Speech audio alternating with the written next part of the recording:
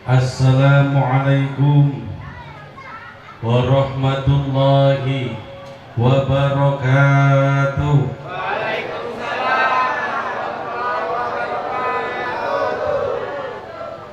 Innallaha witrun wa yuhibbul witra.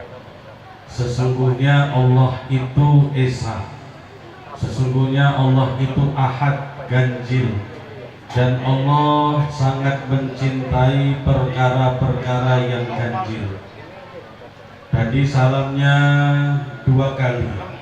2 kali itu genap atau ganjil, Bu? Genap. Biar jadi ganjil tambah 15 kali lagi atau 35 kali lagi, Bu?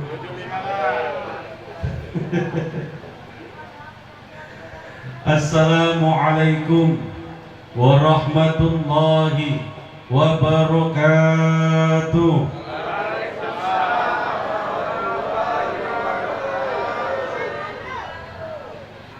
Alhamdulillah, alhamdulillahilladzi aina maqatal ghafilin wa nafa'a bitadhkiratil mu'minin.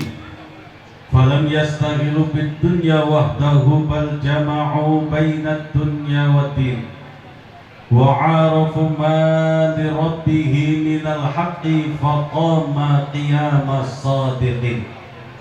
Ahmaduhu hamdal hamidin, asta'inuhu wa astaghfiruhu fahuwal ni'mal maula wa ni'mal mu'in. Ashhadu an la ilaha illallah wahdahu la syarika lah wa ashhadu anna sayyidana Muhammadan nabiyyul mustafal amin.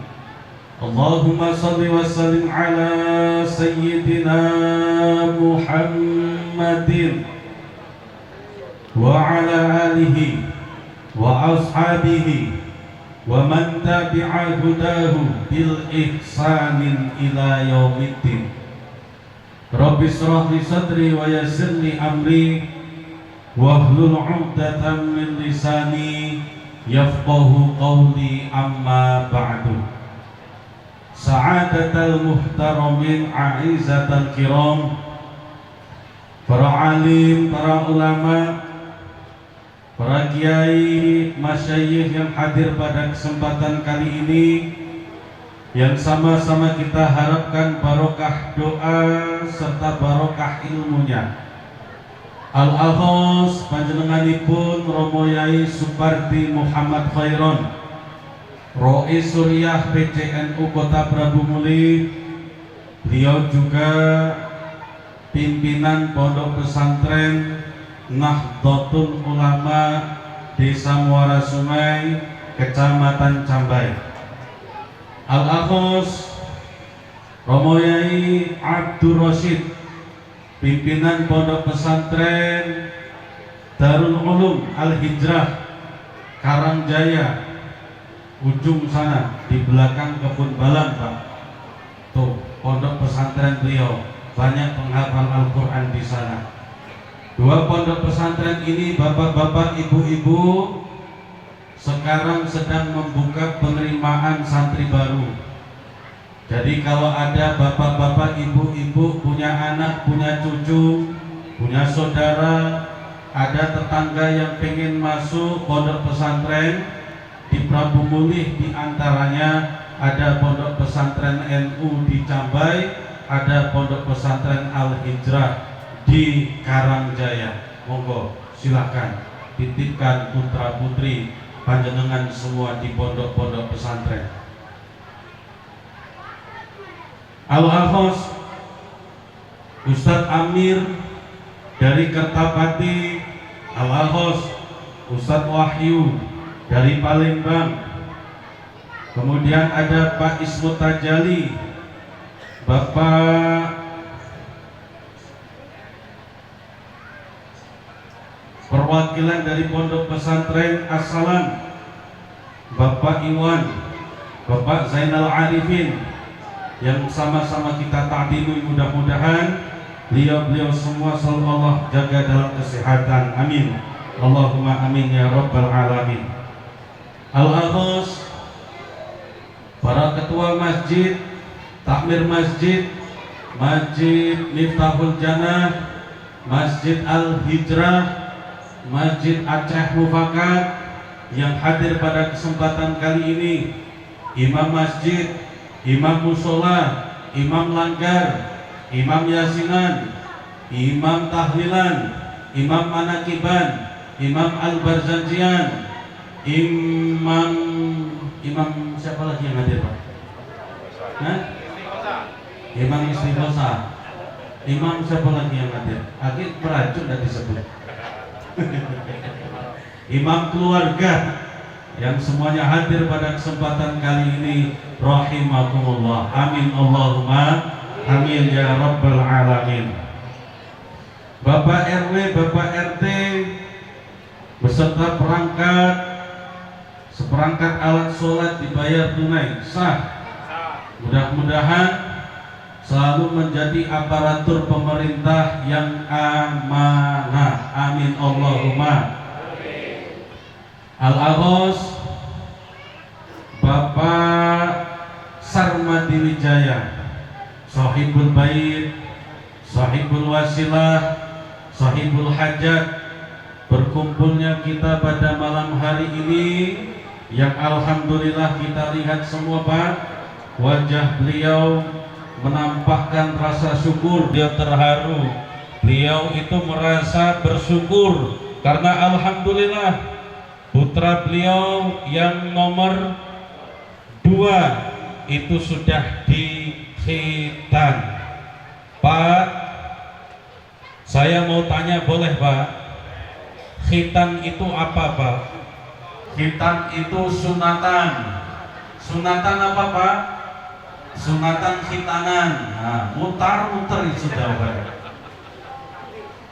Jadi yang namanya khitan Pak di dalam syariat itu adalah fitrah. Fitrahnya manusia itu adalah khitan. Fitrahnya bapak-bapak adalah khitan. Salah satu fitrah laki-laki adalah khitan. Khitan itu syariat dari mana? Mengikuti siapa? Ittiba'ul Khalilur Rahman, mengikuti sunnahnya Khalilur Rahman, Nabi Ibrahim alaihi salam. Nabi Ibrahim Pak, dulu waktu khitan itu usianya 80 tahun. Tuh Pak, itu Nabi Ibrahim khitan itu usianya 80 tahun. Bapak-bapak sekarang usia berapa Pak? 12. Kalau disuruh khitan lagi jangan Pak. Tapi jangan bayangkan 80 tahunnya Kanjeng Nabi Ibrahim sama dengan 80 tahunnya kita. Nabi Ibrahim itu usianya 170 tahun. Berarti kalau pas usia 80 tahun masih gagah itu. Beda sama 80 tahunnya kita, Pak.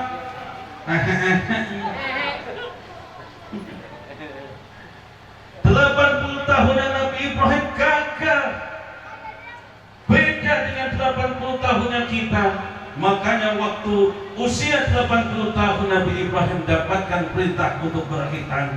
Dan kalau bapak-bapak pengen tahu, khitan zaman dulu itu pakai khutum. Apa itu khutum? Kapak. Bapak-bapak dulu khitan pakai kapak apa pakai apa Pak? Pakai bambu ya, dibeset. Bayangkan kalau zaman sekarang khitan masih pakai kapak Pak. Nah, iya Pak Tarno suruh khitan pakai kapak, habis masa depannya, gak jadi khitan. Alhamdulillah khitan zaman sekarang dijemur dulu 7 hari itu. Nih Pak ya Pak RW, zaman dulu harus pakai sarung dulu 7 hari, kesenggol dikit itu, Masya Allah, itu harus pakai sarung. Kemudian ada yang L itu apa namanya? Iya. Sekarang nggak perlu Begitu hitam sudah pakai celana, begitu hitam langsung bisa lari-lari main bola. Itu sekarang sudah canggih. Itulah modern apa namanya? Modernisasi. Ya itu. Susah nih mau. Makanya Masya Allah, Alhamdulillah sekarang kita sudah modern. Tidak perlu sampai 10 hari, tidak perlu sampai 7 hari. Begitu kita itu langsung sembuh. Kemarin kita langsung sembuh ya Pak Wijaya ya anak ya. Alhamdulillah. Yang hitam mana Pak? Bapak aja yang hitam. Yang hitam langsung main-main itu. Sudah nggak kerasa sakit itu. Langsung sembuh, langsung kering. Kenapa syariat hitam ada di dalam Islam? Karena hakikatnya di dalam khitan ada pembersihan yang dinamakan dengan najis. Makanya di dalam mazhab Syafi'i, kalau orang sudah dewasa, sudah akil balik, sudah terjatuhi hukum wajib sholat, kok belum khitan, dia menanggung dosa.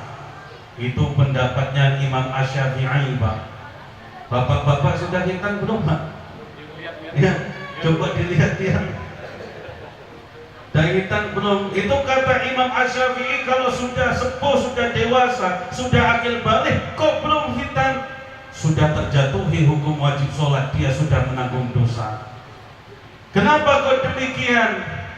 Karena hitam hakikatnya membersihkan dari najis. Orang yang belum khitan otomatis sholatnya tidak sah karena ada najis yang tertinggal, istinjaknya tidak bersih, ceboknya tidak suci. Makanya ada syariat khitan. Alhamdulillah Bapak Wijaya menghitamkan Ananda Abdillah Okta Dwi Wijaya ini di usia sebelum akil balik. Karena dipukul rata di dalam mazhab Syafi'i, itulah 15 tahun itu sudah dianggap akil balik. Kalau belum ihtilam, belum menstruasi, tuh di 15 tahun. Kalau umumnya secara hormonal 7 tahun ihtilam mimpi basah laki-laki. Kalau perempuan umumnya hormonal 9 tahun sudah menstruasi.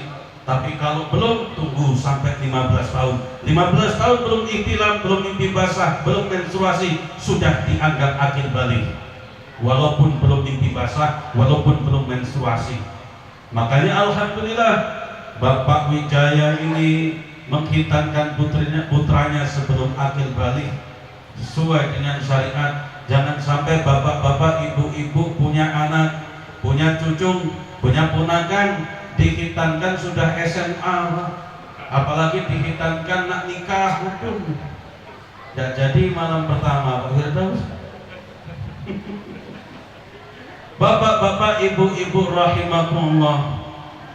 Kemudian tugas orang tua, tugas saya dengan bapak-bapak semuanya, ibu-ibu termasuk yang di dalam Bu, yang ngobrol terus dari tadi. Setelah anak itu dihitankan, nih Bu dengerin. Setelah anak dihitankan, memang biasanya alhamdulillah ya Allah sudah hitam. Alhamdulillah ya Allah acaranya selesai ya Pak Wijaya. Acaranya selesai, alhamdulillah. Tapi hakikatnya alhamdulillah hanya untuk acaranya. Padahal setelah menghitankan anak, tugas orang tua itu jauh lebih berat. Pertanggungjawabannya jauh lebih hebat di hadapan Allah. Kenapa kok gitu? Kalau sudah menghitankan anak, berarti bapak ibunya itu sudah mempunyai kewajiban untuk mengenalkan syariat yang lebih tinggi kepada anak, yaitu syariat sholat.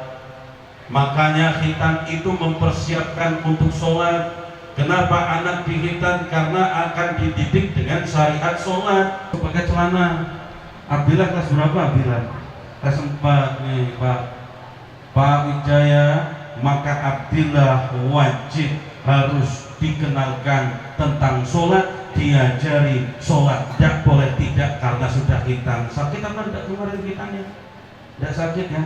Ya alhamdulillah sudah dapat uang saku dari bapak belum? Udah dibeliin apa sama bapak? Udah dibelikan? Anak tuh udah dibelikan, kita udah dikasih apa-apa. Kasih duit 30 baik kita. Ya sana, nanti rahasianya kebuka semua. Wah, kita hidup 30 baik maksud saya. Belikanlah Al-Quran, belikanlah peci, belikanlah sajadah, belikanlah gamis, biar semangat sholat, biar semangat ngaji. Hidup 30 beli bakso mie ayam baik 3 porsi, selesai itu. Pak Wijaya beserta ibu tugas berat menanti. Kenalkan anak untuk sholat. Dulu saya pernah 2 tahun itu masuk pondok pesantren tahfidzul Quran sama Kiai Abdullah Maksum Al-Hafidh Gus Maksum dari Surabaya, tapi pondok pesantrennya di Wonosobo, Jawa Tengah. Pernah masuk cuma 2 tahun. Itu guru kami, Kiai Abdullah Maksum. Itu Pak, kalau ada anak kemudian capek tidak ngapalin Al-Quran, beliau tak marah. Termasuk saya lagi capek itu, beliau tak marah Pak. Tapi ketika ada anak di pesantren kok tidak sholat, marah nian beliau, benar-benar marah. Padahal itu pondok tahfidz, ditekankan untuk menghafal Al-Quran. Tapi ketika ada santrinya kemudian hafalannya tidak nambah-nambah, beliau maklumi, beliau tidak marah, beliau tidak menekan. Tapi begitu santrinya tidak galak sholat, beliau benar-benar marah. Apa ibrah, apa makna dari beliau marah ketika santrinya ini tidak sholat, sedangkan ketika santrinya tidak nambah hafalan, beliau tenang-tenang saja. Beliau tidak terlalu khawatir, karena Pak, memang sholat inilah yang wajib ditekankan. Sholat ini hukumnya fardu ain. Bapak-bapak nanti tidak akan ditanya, ngapa anak kamu tidak hafal Al-Quran, kenapa anak kamu tidak jadi hafid Quran, tapi akan ditanya, ngapa bapak-bapak tidak ngajarin anak sholat, kenapa anak bapak-bapak, ibu-ibu ini tidak sholat. Kita bangga jadi penghafal Al-Quran Pak. Kita bangga punya anak hafal Al-Quran. Kita bangga punya anak dititipkan di TPA, di fikih rumah tahfidz pondok pesantren, keluar hafal Al-Quran. Tapi kalau kecintaannya menghafal Al-Quran kemudian melemahkan kecintaannya terhadap sholat, itu keliru. Seharusnya kalau orang hafal Al-Quran, sholatnya juga lebih dicintai. Kalau dia cinta kepada Al-Quran, seharusnya sholatnya lebih dijaga. Nah sekarang Pak, zamannya sudah kebalik. Coba bapak-bapak lihat sekeliling ini, banyak itu anak-anak sore seneng itu datang ke TPA, datang ke TPQ, pada hafalan banyak itu, bahkan lebih banyak hafalan anak cucunya daripada bapaknya, daripada ibunya, daripada nenek kakeknya. Tapi begitu dengar adzan, Allahu Akbar, Allahu Akbar, nak sholat dulu nak, akhir dulu mah capek habis ngaji. Salah Pak. Nah sholat dulu, akhir dulu mah baru balik ngaji. Salah Pak. Yang perlu ditekankan sholatnya. Bapak-bapak gak dimintai nanti pertanggungjawaban, ngapa bapak tidak jadi penghafal Al-Quran, tapi akan ditanya, ngapa bapak tidak sholat, kenapa ibu tidak sholat, kenapa anak bapak ibu tidak sholat. Itu yang akan dipertanyakan nanti di akhirat. Makanya menghafal Al-Quran itu sunnah, bukan wajib. Masih banyak yang hafal Al-Quran, tapi kalau sholat wajib tidak bisa diwakilkan. Gak bisa Pak Firdaus, aku lagi males, tolong maghrib ini wakilkan aku sholat 2 kali sholat maghribnya. Gak bisa Pak. Makanya kenapa kemudian ada syariat khitan? Karena ada syariat sholat yang menunggu. Makanya di situ kita tekankan baru. Kita seneng Pak lihat anak kemudian belajar Al-Quran. Kita bangga banyak anak yang belajar Al-Quran, tapi miris ketika belajar Al-Quran tidak ditekankan untuk sholat. hanya fokus untuk ngaji, hanya fokus untuk belajar Al-Quran, tapi anak tidak pernah diajarin tentang fikih sholat, sehingga anak menganggap sholat itu tidak penting. Ini tugas kita semua, tugas bapak ibu yang ngajar TTA, yang ngajar ngaji di pondok pesantren, di rumah tahfidz, di pondok-pondok yang dititipkan santri-santri di situ. Jangan yang kemudian sholat merasa lebih rendah derajatnya daripada Al-Quran. Tuh, bukan kemudian menghafal Al-Quran itu tidak mulia, mulia Pak. Tapi ingat, awal ma yuhassabu yaumil qiyamah, awal pertama nanti dihisab di hari kiamat bukanlah Al-Quran, tapi sholat. Kalau bapak-bapak tahu nanti di akhirat yang akan dimintai pertanggungjawaban pertama adalah sholat Pak, bapak-bapak rela jual kebun untuk agar anaknya bisa tahu tentang fikih sholat, agar bapak-bapak bisa selamat dengan sholat, rela jual rumah.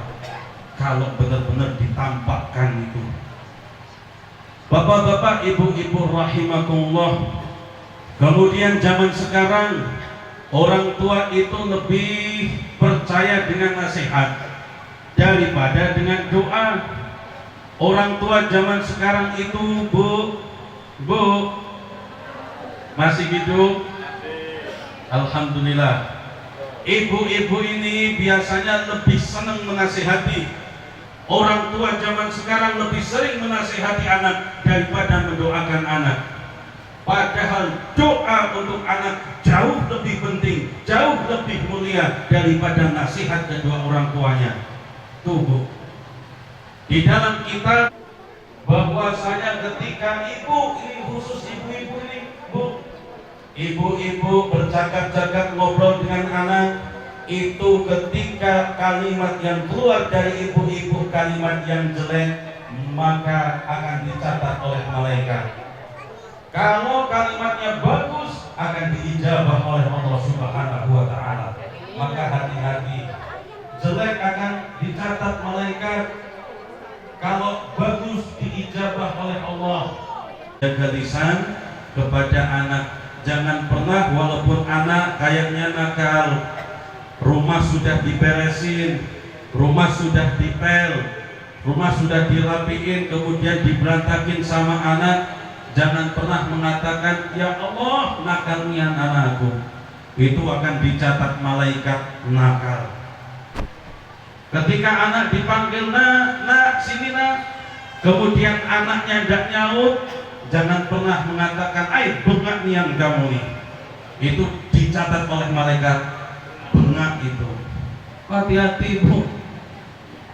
Makanya kalau dia ngajarin anak matematika, nak 1 tambah 1 berapa nak? 5 mah. Jangan dikatakan bodoh kamu. Itu dicatat malaikat jadi bodoh itu. Nak 1 tambah 1 berapa? 50 mah. Alhamdulillah pinternya calon profesor kamu. Cuman kamu yang tahu kalau 1 tambah 1 50, nak yang lain tak mah itu. Kamu calon profesornya. Nah itu. Makanya bapak-bapak, ibu-ibu, khusus untuk ibu-ibu, ini Rasulullah Kanjeng Nabi dawuh, akrimu auladakum, muliakanlah anak-anak kalian. Loh Ustaz, bukannya anak yang harus memuliakan orang tua? Ini kenapa Rasulullah memerintahkan kemudian orang tua yang memuliakan anak? Karena kalau orang tua bisa memuliakan anak, anak akan meniru bisa memuliakan orang tua, karena fitrahnya anak akan meniru apa yang dia lihat. Anak itu Pak, tidak bakalan mukul kalau belum lihat orang mukul. Tidak bakalan anak itu lari kalau belum lihat orang lari. Tidak bakalan bisa nendang bola kalau belum lihat orang. Yang pertama dengan apa? Bil doa. Muliakan anak dengan doa. Tadi muliakan anak dengan doa. Kanjeng Nabi itu Pak, baginda Rasul itu ketika setiap mau wudu, kadang itu selalu dibantu oleh Abdullah bin Ibnu Abbas. Itu sepupu baginda Rasul, putra dari Sayyidina Ibnu Abbas. Ibnu Abbas ini kan paman Rasul, punya anak Abdullah bin Ibnu Abbas, berarti sepupu baginda Rasul. Itu masih anak-anak. Itu setiap Rasulullah wudu, Abdullah bin Ibnu Abbas ini menyediakan air pakai bejana. Dibantu itu wudunya Rasulullah. Rasulullah ketika dibantu ngambil air pakai bejana, Rasulullah selalu mendoakan Abdullah bin Ibnu Abbas dengan doa, Allahumma faqihu fiddin wa 'allimhu ta'wil. Yang sampai saat ini diajarkan oleh kiai-kiai di pondok pesantren. Ketika bapak-bapak, ibu-ibu selama ini mandang anak lagi main, bu, ibu-ibu kalau selama ini lihat anak main di rumah cuma dilihatin wae apa sambil mendoakan? Sambil mendoakan apa dilihatin wae? Dilihatin wae. Bapak-bapak, ibu-ibu kalau melihat anak lagi main jangan cuma dilihat wae, tapi sambil didoakan. Terbesit dalam hati, Allahumma faqihu fiddin wa 'allimhu ta'wil. Ya Allah, pahamkanlah anak aku ini tentang agama, wa 'allimhu ta'wil, dan ajarkan anak ini tentang ta'wil Al-Qur'an, paham tentang isi kandungan Al-Qur'an. Ini yang diajarkan langsung oleh Kanjeng Nabi. Allahumma faqihu fiddin wa 'allimhu ta'wil untuk anak laki-laki. Kalau anak bapak-bapak perempuan, anak ibu-ibu perempuan, ganti domirnya Allahumma faqiha fiddin wa 'allimha ta'wil. Tapi ini jangan dipakai untuk khusus ruh. Kadang kebablasan, masih ada orang yang ngirim ruh itu ila ruhi laki-laki, ila ruha perempuan. Ruh itu gak ada perempuan, gak ada laki-laki, Pak. Makanya kalimatnya ila ruhi semua. Hi itu ruhi. Itu karena kaidah bahasanya didahului dengan ila, maka diakhiri dengan kasroh, ila ruhi, bukan ila ruhi. Makanya mau perempuan mau laki-laki yang mati khususon ila ruhi, ila ruhi, ila ruhi semua. Gak ada yang ila ruha. Laki-laki perempuan ila ruhi, laki-laki. Kalau ada ila ruha, ila ruhi, nanti ada ila ruhayati. Gawat. Ya, gak ada itu. Ruh itu gak ada laki-laki, gak ada perempuan. Ketika usia kandungan ibu-ibu dulu 4 bulan, kata Allah Subhanahu wa ta'ala di dalam Al-Quran, wa nafakhtuhu bihi min ruh, dan aku tiupkan di dalamnya itu ruh. Ruh, tidak ada laki-laki, tidak ada perempuan. Makanya ketika 4 bulan itu sudah ditiupkan ruh, ruh itu ditiupkan oleh Allah, tidak ditaruh, tidak diletakkan. Kenapa? Ruh itu sangat lembut. Kata orang ateis, ini orang lagi sakaratul maut, ini mau mati, ini mau meninggal, ayo kita masukkan ke dalam peti yang rapat, biar ruhnya tidak bisa keluar, kita tangkap ruhnya. Sampai detik ini tidak ada satupun orang yang bisa menangkap ruh, karena ruh itu urusan Allah. Rasulullah pernah ditanya, yas'alunaka 'anir ruh, Rasulullah, ruh itu seperti apa? Ruh itu bagaimana bentuknya? Apakah seperti awan hitam? Apakah seperti awan putih? Atau seperti apa Rasulullah? Rasulullah tidak menjawab. Kemudian turunlah ayat qul ruh min amri rabbi. Katakan wahai Muhammad kepada sahabat-sahabatmu yang bertanya apa itu ruh, katakan ruh itu urusan aku. Qul ruh min amri rabbi, urusan aku itu. Gak ada yang tahu ruh itu bentuknya seperti apa, ruh itu seperti apa bentuknya, gak ada yang tahu. Dan ruh sekali lagi tidak ada laki-laki, tidak ada perempuan. Ketika usia kandungan ibu-ibu 4 bulan ditiupkan ruh, makanya ada tradisi yang disebut dengan ngapati 4 bulanan, Pak. Itu tradisi yang bagus, itu bentuk syukur, tahadus binikmah. Karena pada usia kandungan yang tadinya hanya segumpal darah, segumpal daging, pada usia 4 bulan sudah ada nyawanya. Ngumpulin tetangga, ngumpulin keluarga, doa bersama, minta ke Allah agar dikuatkan, agar dijaga kesehatan sampai lahir. Selamat semuanya jabang bayi dan ibunya. Tuh, makanya bukan tahayul, Kadang sekarang diajak seperti itu tidak galak lagi, nggak ada tuntunannya, gawat yang itu Pak. Ya, bapak-bapak, ibu-ibu rahimakumullah, maka sekali lagi nasihat bagi kita semua yang punya anak, yang terakhir kita semua yang punya anak, punya cucu, tekankannya untuk ibadah sholat, untuk sholat. Bahkan saking pentingnya sholat, anak yang sudah usia 7 tahun, usia 10 tahun tidak galak sholat, fadribuhu, maka pukullah. Tapi bukan pukul dengan kejam, jangan pukul pakai linggis, pang, gawat. Pukullah dengan kasih sayang, dipukul pantatnya, dipukul pahanya. Kenapa? Bukan kejamnya ini yang digarisbawahi, tapi ketegasan syariat Islam, ketegasan perintah sholat. Begitu pentingnya sholat sampai disuruh mukul tanda ketegasan. Tuh, sholat. Bapak-bapak, ibu-ibu rahimakumullah, inilah yang bisa disampaikan. Kurang lebihnya mohon maaf. Mudah-mudahan ini menjadi nasihat bagi saya pribadi, dan mudah-mudahan ilmunya bisa diterima kepada yang hadir pada malam hari ini. Kalaupun ada kurangnya, mohon maaf, mohon diikhlaskan apa enggak Bu? Bu, ibu-ibu, jangan jawab bapak-bapak. Diikhlaskan apa enggak kalau ada salahnya Bu? Tidak. Ikhlas, alhamdulillah, keren tidak. Kalau tidak ini nak hitung-hitungan di sini. Bapak-bapak, kalau saya ada salah ikhlas apa enggak Pak? Ikhlas. Alhamdulillah. Wallahu a'lam bishawab. Wallahu muwaffiq ila aqwamit thoriq. Assalamualaikum warahmatullahi wabarakatuh.